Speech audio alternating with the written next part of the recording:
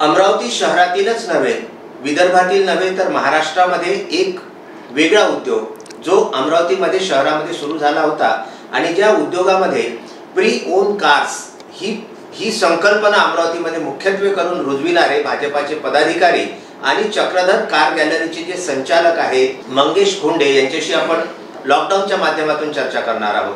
गेल्या वर्षभरापासून सातत्याने लॉकडाऊन सुरू आहे आणि आज महाराष्ट्रातला प्रत्येक निवासी हा तिसऱ्या लॉकडाऊनला समोर जात आहे। अशा पार्श्वभूमीवर गेल्या 22 मार्च पासून उद्योगधंद्यांची ढासळत चाललेली परिस्थिती आणि त्याचा अवाजवी मानवी मनावर होणारा परिणाम आणि उद्योगधंद्यांवरती होत असलेला परिणाम या अनुषंगाने चक्रधर कार गॅलरीचे संचालक आणि भाजपाचे पदाधिकारी असलेले मंगेश खोंडे यांच्याशी आपण चर्चा करणार आहोत। अमरावतीमध्ये आपण जर आज विचार केला तर आज आपण अमरावतीकरच नव्हे तर संपूर्ण महाराष्ट्र तिसऱ्या लॉकडाऊनला फेस करायला निघालेलो आहोत। आज जबरदस्तीने का होईना शासनाने आपल्यावर अनेक प्रकारचे वेगवेगळ्या प्रकारचे याच्यापूर्वी मागच्या महिन्याचा जर एकंदरीत आपण विचार केला तर वीकेंड लॉकडाऊन आपल्यावर लादण्यात आलं होतं, ते सुद्धा आपण सहन केलं, त्याला सुद्धा मुकाट्याने आपण सामोरं गेलो। वीकेंड लॉकडाऊनला शनिवार अमरावतीकर जनतेनेच नव्हे तर विदर्भातल्या सगळ्या जनतेने पण त्याला प्रतिसाद भरपूर प्रमाणामध्ये दिला आहे। त्यानंतर वेगवेगळ्या जिल्हाधिकाऱ्यांना शासनाने वेगवेगळे आदेश निर्गमित करण्याचे अधिकार देऊन टाकले।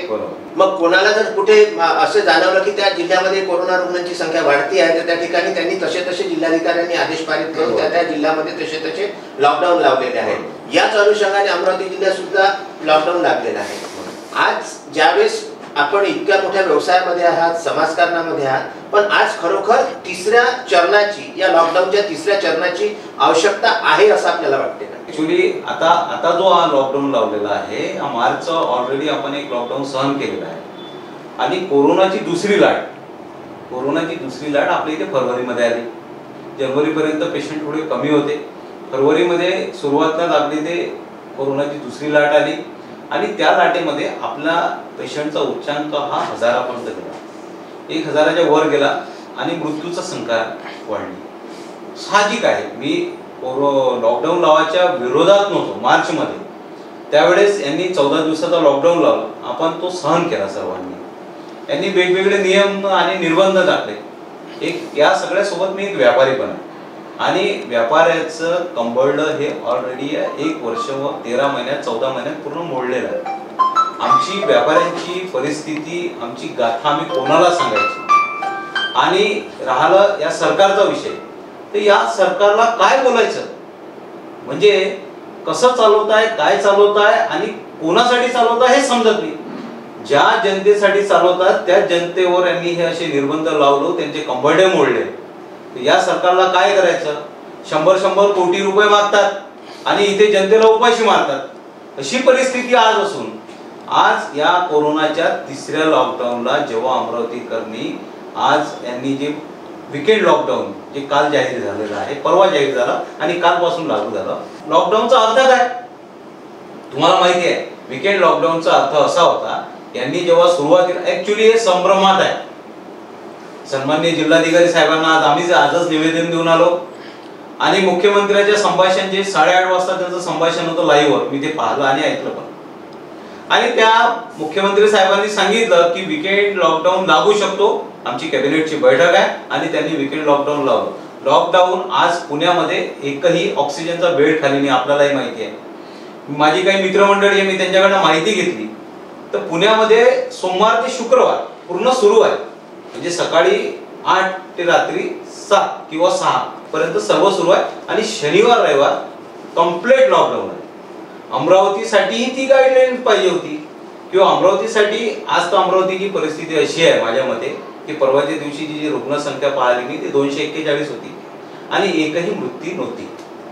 मृत्यू पडणं ही फार दुर्दैवी गोष्ट आहे। कोणीच मृत्यू मारली तर अशी मानसिकता आहे की या कोरोनामुळे जे ज्येष्ठ मंडळी आपल्यामधून जे आज आपण बघत होतो की काका आता गेले, काका होते आता गेले, रुग्णालयात भरती झाले आणि गेले, खरोखर ही दुर्दैवी गोष्ट आहे आणि या कोरोनापासून आपण वाचलंच पाहिजे।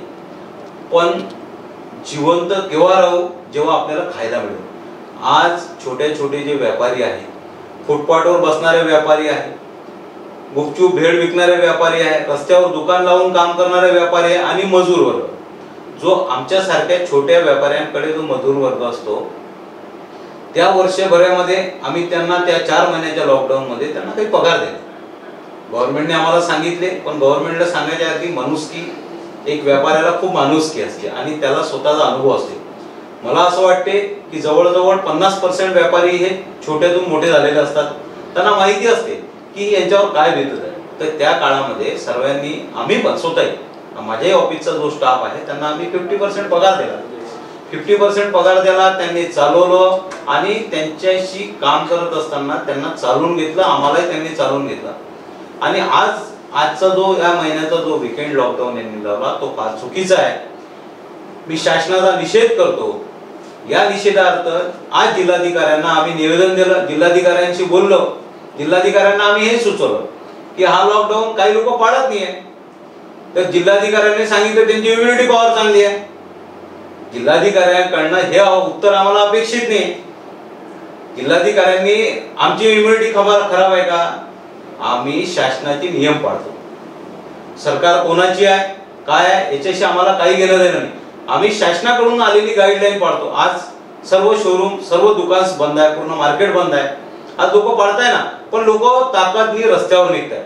लोकांची परीक्षा शासनाने बघायला नाही पाहिजे.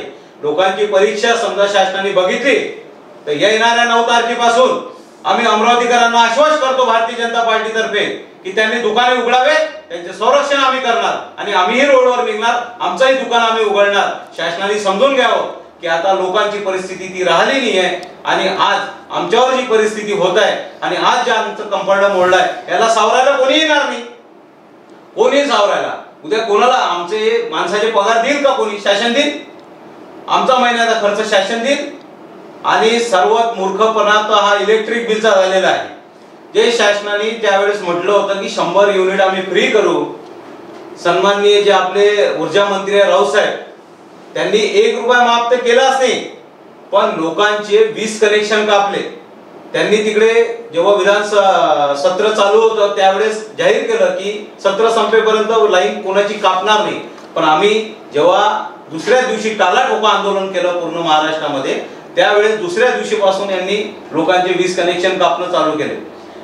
माझ्याकडे 20 कनेक्शन, माझ्याकडे जवळजवळ घरचं, गोडाऊनचं, शोरूमचं बिल हे खूप मोठं थकीत आणि अवाढव्य आहे. माझ्याकडे अर्ज आहे. मी या MIDC कार्यालयाला 3 अर्ज दिले आतापर्यंत.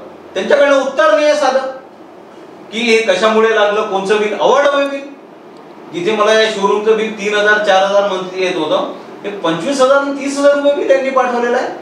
आणि सगळ्यात हसा आणि गंमत गोष्ट आहे, खरंच गंमत म्हणावं लागेल की ज्या वेळेस शोरूमच बंद होता ना, मग वीज जाळायला कोण आलं इथे? पण त्यांनी सरसकट मागच्या वर्षीचे जे बिल आहे त्या बिलाच्या हिशोबाने त्यांनी वीज बिल आम्हाला लावून दिलं, जनतेला लावून दिलं. सगळ्या जनतेचा खेळखंडोबा केलेला आहे. जसं मनात येईल तसं वागताय, जसं मनात येईल तसे निर्बंध लावताय, जसं मनात येईल तसं काम करताय. त्यामुळे मला शासनाला विनंती करायची आहे की त्यांनी हा जो लॉकडाऊन लावलेला आहे हा लवकरात लवकर उठवावा.